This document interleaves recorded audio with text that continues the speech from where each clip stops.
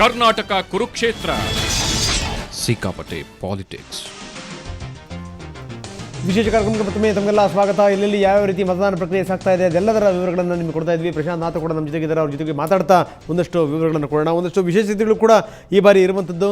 ಜೊತೆಗೆ ನಾವೀಗ ನೋಡ್ತಾ ಇದ್ವಿ, ಕಾಂಗ್ರೆಸ್ನ ಹಿರಿಯ ನಾಯಕ BK ಹರಿಪ್ರಸಾದ್ ಮತದಾನ ಮಾಡಲಿಕ್ಕೆ ಬಂದಿದ್ದಾರೆ. ಮಲ್ಲೇಶ್ವರಂನಿಂದ ಅವರು ಮಲ್ಲೇಶ್ವರಂನ ಮತಗಟ್ಟೆಯಲ್ಲಿ ಮತದಾನ ಮಾಡಲಿಕ್ಕೆ ಬಂದಿರೋ ದೃಶ್ಯಗಳನ್ನು ನೋಡ್ತಾ ಇದ್ದೀವಿ. ಇನ್ನೊಂದು ಕಡೆ ವೆಂಕಯ್ಯ ನಾಯ್ಡು ಕೂಡ ಇದೇ ಮಲ್ಲೇಶ್ವರಂನಿಂದಲೇ ಅವರು ಮತ ಚಲಾಯಿಸಲಿಕ್ಕೆ ಬಂದಿದ್ದಾರೆ. ಅವರಿಗೆ ಸಾಥ್ ನೀಡ್ತಿರುವಂಥವರು ಅಲ್ಲಿನ ಶಾಸಕರು ಡಾಕ್ಟರ್ ಅಶ್ವತ್ಥ ನಾರಾಯಣ. ಇನ್ನೊಂದು ಕಡೆ ನೆಹರು ಓಲೇಕರ್ ಅವರನ್ನು ಕೂಡ ನೋಡ್ತಾ ಇದ್ದೀವಿ. ನೆಹರು ಓಲೇಕರ್ ಕೂಡ ಮತವನ್ನು ಚಲಾಯಿಸಿ ಬಂದಿದ್ದಾರೆ. ನೆಹರು ಓಲೇಕರ್ KJPಯ ಅಭ್ಯರ್ಥಿ, KJPಯ ನಾಯಕ. ಜೊತೆಗೆ ರಾಜೀವ್ ಚಂದ್ರಶೇಖರ್ ಕೂಡ ಮತವನ್ನು ಚಲಾಯಿಸಿದರು BDM ಲೇಔಟ್ನ ಮತಗಟ್ಟೆಯೊಂದರಲ್ಲಿ. ಎಲ್ಲ ದೃಶ್ಯಾವಳಿಗಳನ್ನು ನಾವೀಗ ನೋಡ್ತಾ ಇದ್ದೀವಿ. ಒಂದು ಬೆಂಗಳೂರಿನ ಮಲ್ಲೇಶ್ವರಂನ ದೃಶ್ಯಾವಳಿಗಳು, ಇನ್ನೊಂದು ಹಾವೇರಿಯ ದೃಶ್ಯಾವಳಿಗಳು. ನೆಹರು ಓಲೇಕರ್ ಮತ ಚಲಾಯಿಸ್ತಿರುವಂಥದ್ದು. ಇನ್ನೆರಡು, ಒಂದು ಕೋಲಾರದ್ದು, ಇನ್ನೊಂದು ಬೆಂಗಳೂರದು. ಮತ್ತೊಂದು ಕಡೆಗೆ ಮಲ್ಲೇಶ್ವರಂನ ಇನ್ನೊಂದು ಮತಗಟ್ಟೆ ಒಂದರಲ್ಲಿ BK ಹರಿಪ್ರಸಾದ್ ಮತ ಚಲಾಯಿಸ್ತಿರೋದನ್ನು ಕೂಡ ನಾವು ನೋಡ್ತಾ ಇದ್ದೀವಿ.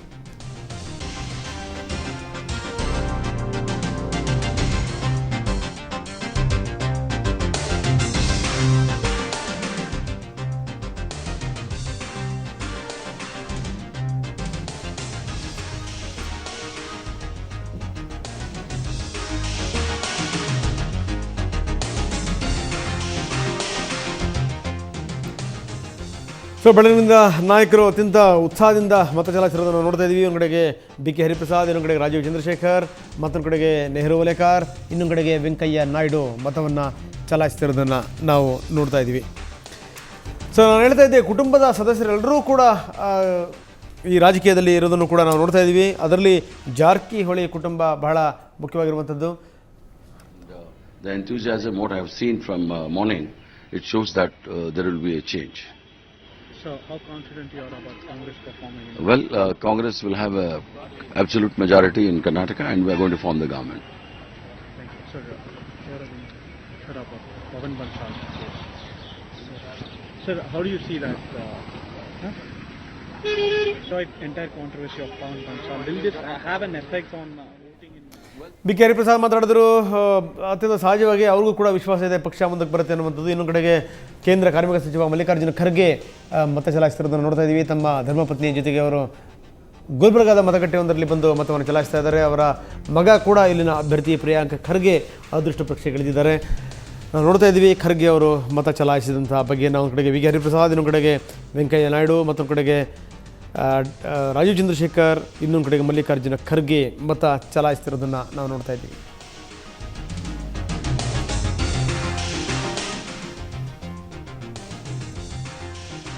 ಜನ ಪೋಲಿಂಗ್ ಬೂತ್ಗೆ ಬರ್ತಾ ಇದ್ದಾರೆ.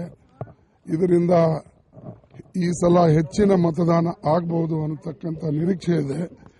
ಹೆಚ್ಚಿನ ಜನ ಮತದಾನ ಮಾಡಿದ್ರೆ ಖಂಡಿತವಾಗಿ ಒಳ್ಳೆಯ ಅಭ್ಯರ್ಥಿಗಳನ್ನು ಆರಿಸ್ತರಕ್ಕೆ ಒಂದು ಅವಕಾಶ ಆಗ್ತದೆ. ಅದಕ್ಕಾಗಿ ನಾವು ಕೂಡ ಈಗ ಮತದಾನ ಮಾಡಿದ್ದೇವೆ. ಎಲ್ಲ ಕಡೆ ಕಾಂಗ್ರೆಸ್ ಪಕ್ಷಕ್ಕೆ ಹೆಚ್ಚಿನ ಬೆಂಬಲವನ್ನು ವ್ಯಕ್ತ ಆಗ್ತಾ ಇದೆ. ನಾ ಸುಮಾರು 7 ಗಂಟೆಯಿಂದ ನಿಮ್ಮ ಟಿವಿಯಲ್ಲೂ ಕೂಡ ನೋಡ್ತಾ ಇದ್ದೇನೆ. ಸಾಕಷ್ಟು ಜನ ಕ್ಯೂನಲ್ಲಿ ನಿಂತು ಮತದಾನಗಳು ಮಾಡ್ತಾ ಇದ್ದಾರೆ. ಅದಕ್ಕಾಗಿ ಇದು ಒಂದು ಸಂತೋಷದ ಸಂಗತಿ ಮತ್ತು ಕಾಂಗ್ರೆಸ್ ಪಕ್ಷ ಜೈಬೇರಿ ಹೊಡಿತದೆ ಅನ್ನತಕ್ಕಂಥ ನಿರೀಕ್ಷೆ ನಂದಾಗಿದೆ. ಮತದಾನ ಪ್ರಕ್ರಿಯೆ ಎಲ್ಲ ಸ್ಯಾಟಿಸ್ಫೈಡ್ ಇದೆ ಸರ್? ಏನು ಒಳ್ಳೆ ಬಂದೋಬಸ್ತ್ ಆಗಿದೆ. ಇಲ್ಲಿವರೆಗಂತೂ ಚೆನ್ನಾಗಿದೆ. ನಮ್ಮ ಜಿಲ್ಲಾಧಿಕಾರಿಗಳು ಗುಲ್ಬರ್ಗಾದಲ್ಲಿ ಕೂಡ ಚೆನ್ನಾಗಿ ಮಾಡಿದ್ದಾರೆ. ಇಲ್ಲಿವರೆಗೆ ಚೆನ್ನಾಗಿದೆ.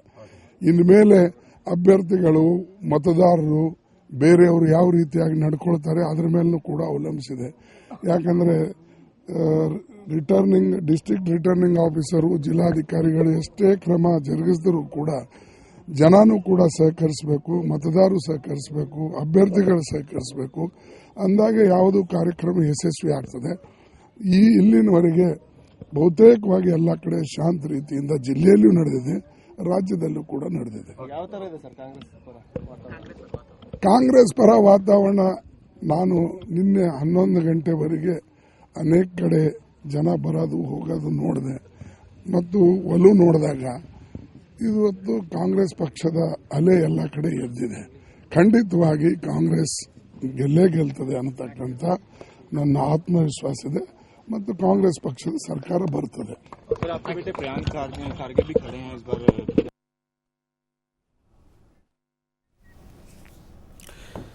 ಖರ್ಗೆ ಅವರಿಗೆ ವಿಶ್ವಾಸ ಇದೆ, ನಮ್ಮ ಪಕ್ಷ ಅತ್ಯಂತ ಹೆಚ್ಚು ಸ್ಥಾನಗಳನ್ನು ಗೆಲ್ಲುತ್ತೆ ಅನ್ನುವಂಥ ಒಂದು ವಿಶ್ವಾಸ. ಇನ್ನೊಂದು ಕಡೆಗೆ ನಾವು ನೋಡ್ತಾ ಇದ್ದೀವಿ, ವೆಂಕಯ್ಯ ನಾಯ್ಡು BJP ಸಂಸದರು, ರಾಜ್ಯಸಭಾ ಸದಸ್ಯರು ವೆಂಕಯ್ಯ ನಾಯ್ಡು ಕೂಡ ಈಗ ಮತ ಚಲಾಯಿಸಿರುವಂಥದ್ದು. ವೆಂಕಯ್ಯ ನಾಯ್ಡು ರಾಜ್ಯವನ್ನು ಪ್ರತಿನಿಧಿಸ್ತಿರುವಂಥ ಪ್ರತಿನಿಧಿ. ಸೊ ಇನ್ನೊಂದು ಕಡೆಗೆ ನಾವು ನೋಡ್ತಾ ಇದ್ದೀವಿ, ನಂದೀಶ್ ರೆಡ್ಡಿ ಮತವನ್ನು ಚಲಾಯಿಸ್ತಾ ಇದ್ದಾರೆ. ನಂದೀಶ್ ರೆಡ್ಡಿ ತಮ್ಮ ಪತ್ನಿಯ ಜೊತೆಗೆ ಮತ ಚಲಾಯಿಸಿ ಬಂದಿದ್ದಾರೆ ಕ್ಯಾರಪುರಂನ ಮತಗಟ್ಟೆಯೊಂದರಲ್ಲಿ.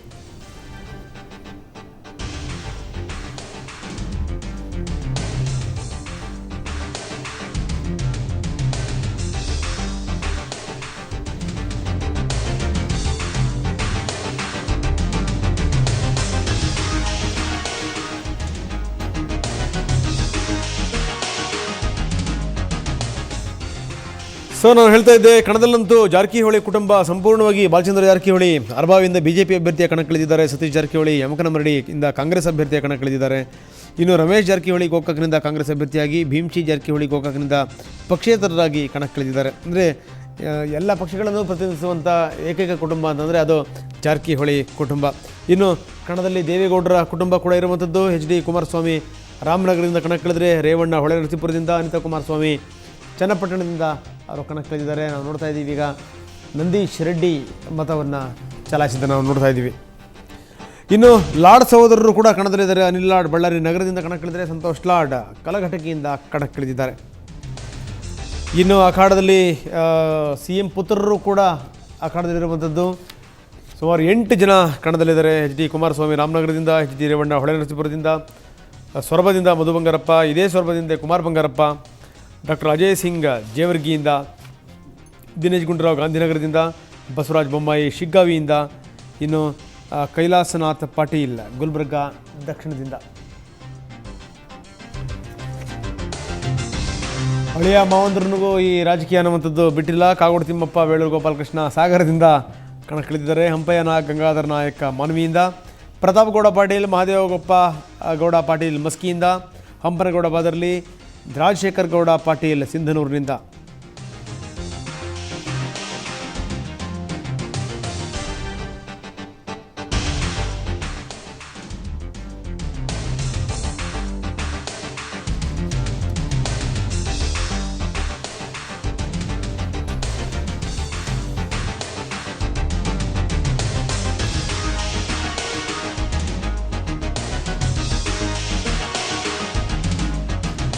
ನೋಡ್ತಾ ಇದ್ದೀವಿ ಇಲ್ಲಿ ಮತದಾನ ಪ್ರಕ್ರಿಯೆ ಯಾವ ರೀತಿ ಸಾಗ್ತಾ ಇದೆ ಅನ್ನೋದನ್ನು ನೋಡೋದ್ರ ಜೊತೆಗೆ ಇಲ್ಲಿ ಹಲವಾರು ಪಕ್ಷಗಳು ಕೂಡ ಕಣಕ್ಕಿಳಿದಿವೆ.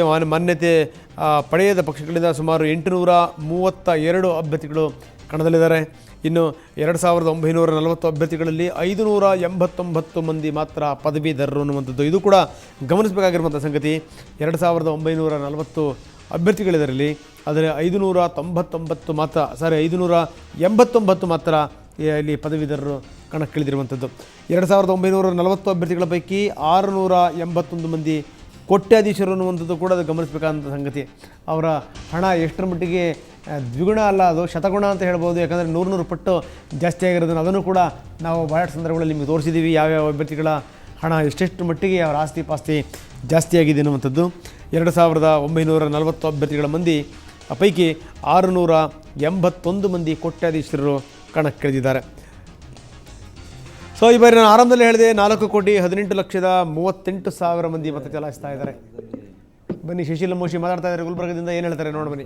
ವಿಶೇಷವಾಗಿ ಗ್ರಾಮಾಂತರ ಪ್ರದೇಶದಲ್ಲಿ ಬಹಳ ಬಿರುಸಿನ ಒಂದು ಮತದಾನ ನಡೆದಿದೆ ಅಂತ ನನಗೆ ಸುದ್ದಿ ಬಂದಿದೆ.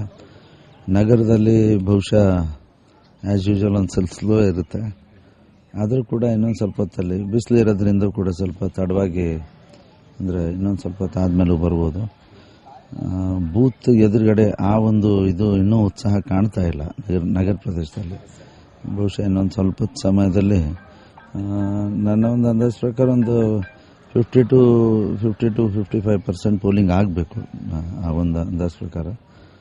ಬಟ್ ಎಲ್ಲ ಕಡೆ ಒಳ್ಳೆ ರಿಯಾಕ್ಷನ್ ಚೆನ್ನಾಗಿದೆ.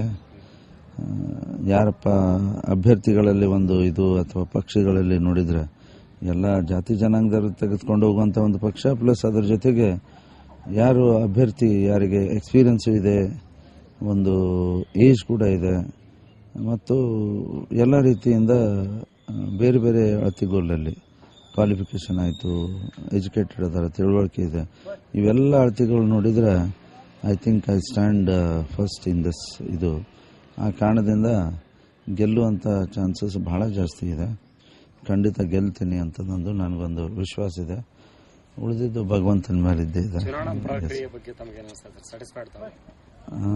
ಹಾಂ, ಎಸ್ ಆ ಥರ ಏನು ಯಾವುದು ತೊಂದರೆ ಅನಿಸಿಲ್ಲ. ಒಂದೆರಡು ಬೂತಲ್ಲಿ ಕಂಪ್ಲೇಂಟ್ ಬಂತು, ಭಾಳ ಸಣ್ಣ ಜಾಗ ತೊಗೊಂಡಿದ್ದಾರೆ, ದೊಡ್ಡ ಜಾಗ ಇದ್ದರೂ ಕೂಡ ಇದನ್ನು ಮಾಡಿದ್ದಾರೆ, ಭಾಳ ಕಂಜೆಸ್ಟೆಡ್ ಆಗಿದೆ, ನಂಗೆ ಪೋಲಿಂಗ್ ಮಾಡೋಕ್ಕಾಗ್ತಾ ಇಲ್ಲ ಅಂತ ಒಂದೆರಡು ಕಡೆ BG ವಿಮೆನ್ಸ್ ಅಲ್ಲಿ ಸುದ್ದಿ ಬಂತು. ಅದನ್ನು ಚೇಂಜ್ ಮಾಡೋಕ್ಕೂ ನಾನು ಕೂಡ. ಇದು ಸುಶೀಲ್ ನಮೋಶಿ ಅವರ ಮತ್ತು ಸುಶೀಲ್ ನಮೋಶಿ ಗುಲ್ಬರ್ಗದಿಂದ ಕಣಕ್ಕಿಳಿದಿದ್ದಾರೆ.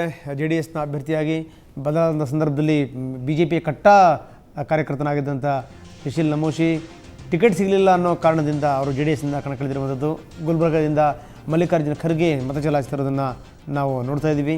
ಒಂದು ಕಡೆಗೆ ನೆಹರು ಓಲೇಕಾರ್, BTM ಲೇಔಟ್ನಲ್ಲಿ ರಾಜೀವ್ ಚಂದ್ರಶೇಖರ್, ಜೊತೆಗೆ ಕನಕಪುರದಿಂದ ನಾವು ನೋಡ್ತಾ ಇದ್ದೀವಿ DK ಶಿವಕುಮಾರ್ ಮತ ಚಲಾಯಿಸಿರುವಂಥದ್ದು.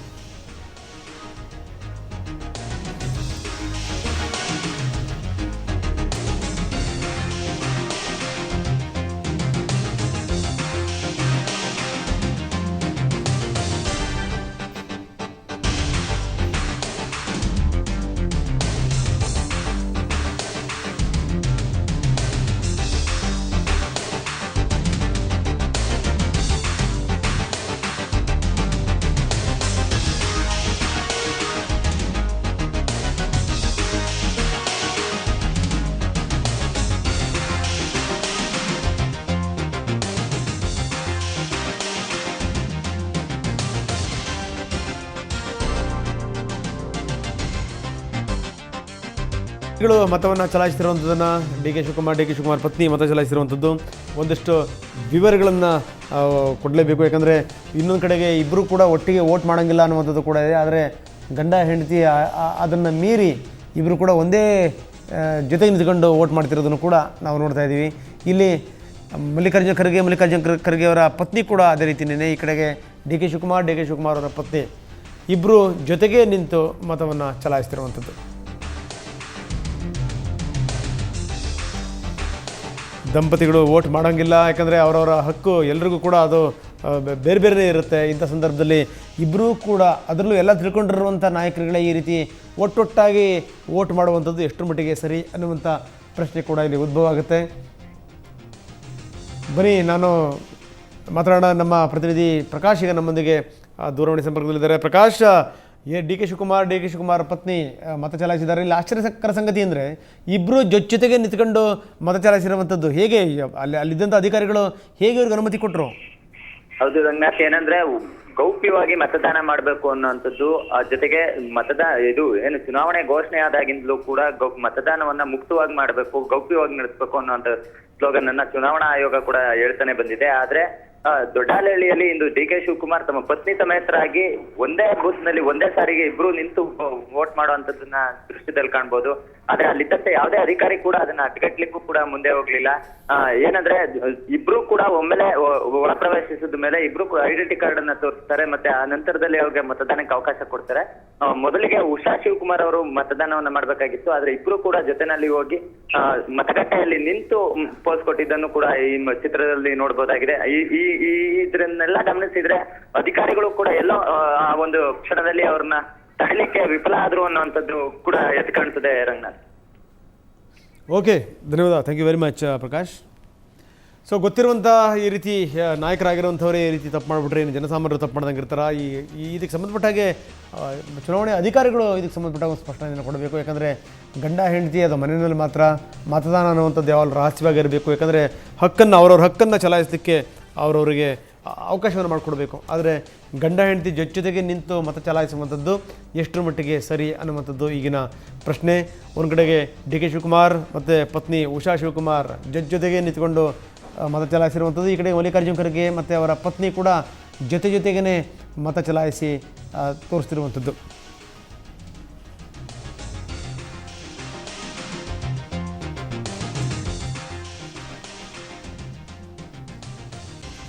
ನಾನು ಹೇಳ್ತಾ ಇದ್ದೆ, ಕಣದಲ್ಲಿರುವಂಥ ಒಟ್ಟು ಅಭ್ಯರ್ಥಿಗಳು 2940 ಅಭ್ಯರ್ಥಿಗಳು ಅದೃಷ್ಟ ಪರೀಕ್ಷೆಗಳಿದ್ದಾರೆ. ಪುರುಷ ಅಭ್ಯರ್ಥಿಗಳಿರುವಂಥವ್ರು 2770 ಪುರುಷ ಅಭ್ಯರ್ಥಿಗಳು, ಮಹಿಳಾ ಅಭ್ಯರ್ಥಿಗಳು 170 ಮಂದಿ. ಇನ್ನು ಪಕ್ಷೇತರ ಅಭ್ಯರ್ಥಿಗಳು ದೊಡ್ಡ ಸಂಖ್ಯೆಯಲ್ಲಿದ್ದಾರೆ. 1223 ಪಕ್ಷೇತರ ಅಭ್ಯರ್ಥಿಗಳು ಕಣದಲ್ಲಿರುವಂಥದ್ದು.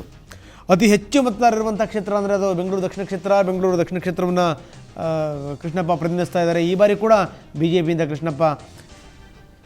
ಕೃಷ್ಣಪ್ಪ ತಮ್ಮ ಅದೃಷ್ಟ ಪರೀಕ್ಷೆಗೆ ಅಲ್ಲಿಂದಲೇ ಎಳೆದಿದ್ದಾರೆ. 4,47,914 ಮತದಾರರು ಬೆಂಗಳೂರು ದಕ್ಷಿಣದಲ್ಲಿರುವಂಥದ್ದು. ಅತಿ ಕಡಿಮೆ ಅಂದರೆ ಶೃಂಗೇರಿ, 1,49,980 ಮತದಾರರು. ಬನ್ನಿ, ಇಬ್ಬಿಬ್ಬರು ಸೇರಿಕೊಂಡೇ ಮತ ಚಲಾಯಿಸಿರುವಂಥದ್ದು. ಇದ್ರ ಬಗ್ಗೆ ನಮ್ಮ ಪ್ರತಿನಿಧಿ ಶರಣಯ್ಯ ಹಿರೇಮಠಿಗ ನಮ್ಮೊಂದಿಗೆ ದೂರವಾಣಿ ಸಂಪರ್ಕದಲ್ಲಿದ್ದಾರೆ. ಶರಣಯ್ಯ, ಏನಿದು ಮಲ್ಲಿಕಾರ್ಜುನ ಖರ್ಗೆ ಅವರು ಅಷ್ಟೊಂದು ಅನುಭವಿಗಳು ತಮ್ಮ ಪತ್ನಿಯ ಜೊತೆಗೂಡಿ ಒಂದೇ ಸರಿಗೆ ಅವರು ಮತ ಚಲಾಯಿಸಿರುವಂಥದ್ದು? ಮತದಾನ ಅನ್ನುವಂಥದ್ದು ಎಲ್ಲರ ಹಕ್ಕು, ಒಬ್ಬರ ಹಕ್ಕಿನೊಳಗೆ ಇನ್ನೊಬ್ಬರು ಹಸ್ತಕ್ಷೇಪ ಮಾಡೋ ಹಾಗಿಲ್ಲ ಅನ್ನುವಂಥದ್ದು. ಹೀಗಾಗಿ ಮತದಾನ ಅನ್ನುವಂಥದ್ದು ಬಹಳ ರಹಸ್ಯವಾಗಿ ಆಗಬೇಕು ಅಂತ ಹಕ್ಕನ್ನು ಚಲಾಯಿಸೋಕ್ಕೆ. ಆದರೆ ಎಲ್ಲದರೂ ಗೊತ್ತಿರುವಂಥ ನಾಯಕರುಗಳೇ ಈ ರೀತಿ ತಪ್ಪು ಮಾಡಿಬಿಟ್ರೆ ಹೇಗೆ? ರಂಗನಾಥ್ ಖರ್ಗೆ ಅವರು ರಾಜ್ಯ ಮತ್ತು ರಾಷ್ಟ್ರ ರಾಜಕಾರಣದಲ್ಲಿ ಸಾಕಷ್ಟು ಅನುಭವವುಳ್ಳಂತಹ ರಾಜಕಾರಣಿ, 40 ವರ್ಷಕ್ಕಿಂತ ಅಧಿಕ ರಾಜಕೀಯದಲ್ಲಿರುವಂತವರು. ಅವರು ಕೂಡ ಇದೇ ಒಂದು ತಪ್ಪನ್ನ ಇವತ್ತು ಗುಲ್ಬರ್ಗದಲ್ಲಿ ಮಾಡಿದ್ರು. ಗುಲ್ಬರ್ಗ ನಗರದ ಬಸವನಗರ ಬಡಾವಣೆಯ ವಾರ್ಡ್ನ ಮತಗಟ್ಟೆ ಸಂಖ್ಯೆ 84ರಲ್ಲಿ ಅವರು ಮತದಾನ ಮಾಡಿದ್ರು. ಖರ್ಗೆ ಅವರು ಮತದಾನ ಮಾಡುವುದಕ್ಕೆ ತಮ್ಮ ಧರ್ಮಪತ್ನಿ ಆಗಮಿಸಿದ್ರು. ಆ ತರ ಆಗಮಿಸುವುದೇನು ತಪ್ಪಿರಲಿಲ್ಲ. ಆದ್ರೆ ಅವರು ಮತದಾನಕ್ಕೆ ನಿಂತ ಸಂದರ್ಭದಲ್ಲಿ ಅವರ ಪತ್ನಿ ಕೂಡ ಅವ್ರ ಜೊತೆಗೂಡಿದ್ರು. ಒಬ್ಬರೊಬ್ಬರು ಓಟ್ ಹಾಕುವಂತದ್ದು ಸ್ಪಷ್ಟವಾಗಿ ಕಾಣುವಂತಿತ್ತು. ಬಹುತೇಕ ಖರ್ಗೆ ಅವರಾದ್ರೂ ತಮ್ಮ ಅನುಭವದ ಮೂಲಕ ಆದ್ರೂ ಅವರ ಪತ್ನಿಯನ್ನ ಒಂದಿಷ್ಟು ಹೊರಗಡೆ ತರಿಸಬೇಕಿತ್ತು, ಅಥವಾ ತಾವಾದ್ರೂ ಈ ಒಂದು ಗೌಪ್ಯತೆಯನ್ನ ಕಾಪಾಡಬೇಕಾಗಿತ್ತು. ಹಾಗಾಗ್ಲಿಲ್ಲ. ಜೊತೆಗೆ ಇಲ್ಲಿ ಗಮನಿಸಬೇಕಾದಂತ ಇನ್ನೊಂದು ಅಂಶ ಅಂದ್ರೆ, ಈ ರಾಜಕೀಯ ಮುಖಂಡರಾಗಿರ್ಬೋದು ಅಥವಾ ಸಾಮಾನ್ಯ ಮತದಾರರಾಗಿರ್ಬೋದು, ಈ ತರ ತಪ್ಪುಗಳು ಮಾಡೋ ಸಂದರ್ಭದಲ್ಲಿ ಅಲ್ಲಿರುವಂತಹ ಚುನಾವಣೆ ಸಿಬ್ಬಂದಿಗಳು, ಅಧಿಕಾರಿಗಳಾದ್ರೂ ಗಮನ ಹರಿಸಬೇಕಾಗಿತ್ತು. ಇದು ನೀತಿ ಸಂಹಿತೆ ಉಲ್ಲಂಘನೆ ಆಗ್ತದೆ, ನೀವು ಈ ಗೌಪ್ಯತೆಯನ್ನ ಉಲ್ಲಂಘನೆ ಮಾಡಿದಂಗೆ ಆಗ್ತದೆ, ಇದಕ್ಕೆ ಅವಕಾಶ ಕೊಡಬಾರದು ಅನ್ನುವಂಥದ್ದು ಅಧಿಕಾರಿಗಳಾದ್ರೂ ಗಮನ ತರಬೇಕಾಗಿತ್ತು. ಆದ್ರೆ ದುರಂತ ಅಂದ್ರೆ ಅಲ್ಲಿ ಯಾವುದೂ ಕೂಡ ನಡೆಯಲಿಲ್ಲ. ಹಿರಿಯ ರಾಜಕಾರಣಿ, ರಾಜ್ಯದಲ್ಲಿ ಅತ್ಯಂತ ಹಿರಿಯ ರಾಜಕಾರಣಿಗಳಲ್ಲಿ ಒಬ್ಬರಾಗಿರುವಂತಹ ಮಲ್ಲಿಕಾರ್ಜುನ ಖರ್ಗೆ ಅವರೇ ಈ ತರ ಒಂದು ನೀತಿ ಸಂಹಿತೆಯನ್ನು ಉಲ್ಲಂಘನೆ ಮಾಡಿದ್ರು. ಜೊತೆಗೆ ಆ ಬಗ್ಗೆ ಅಧಿಕಾರಿಗಳು ಕೂಡ ಕಿವಿಗೊಡದೇ ಇರುವಂತದ್ದು ಗಮನಾರ್ಹ ಆಗಿತ್ತು. ರಂಗನಾಥ್, ಓಕೆ, ಧನ್ಯವಾದ ಶರಣಯ್ಯ ತಮ್ಮೆಲ್ಲ ಮಾಹಿತಿಗೆ. ಸೊ ನಾಯಕರುಗಳೇ ಈ ರೀತಿ ತಪ್ಪು ಮಾಡಿದ್ರೆ ಜನಸಾಮಾನ್ಯರ ಪಾಡೇನು ಅನ್ನುವಂಥದ್ದು, ಅದು ಯಾರಿಗೂ ಕೂಡ ಎಲ್ರಿಗೂ ಕೂಡ ಒಂದೇ ರೀತಿ ಅನ್ವಯ ಆಗುವಂಥ ವ್ಯವಸ್ಥೆ ಇದು ಜನಸಾಮಾನ್ಯರಿಗೆ ಅಥವಾ VIP ಗಳಿಗೆ ಬೇರೆ ಬೇರೆ ವ್ಯವಸ್ಥೆ ಅನ್ನುವಂಥದ್ದು ಖಂಡಿತವಾಗಿರಲಿಲ್ಲ. ಅದರಲ್ಲೂ ಮತದಾನ ತಮ್ಮ ಹಕ್ಕನ್ನು ಚಲಾಯಿಸುವಂಥ ಸಂದರ್ಭದಲ್ಲಿ ಯಾಕೆ ನಾಯಕರು ಗೊತ್ತಿದ್ದು ಈ ರೀತಿ ತಪ್ಪು ಮಾಡಿದ್ರು ಅನ್ನುವಂಥದ್ದು.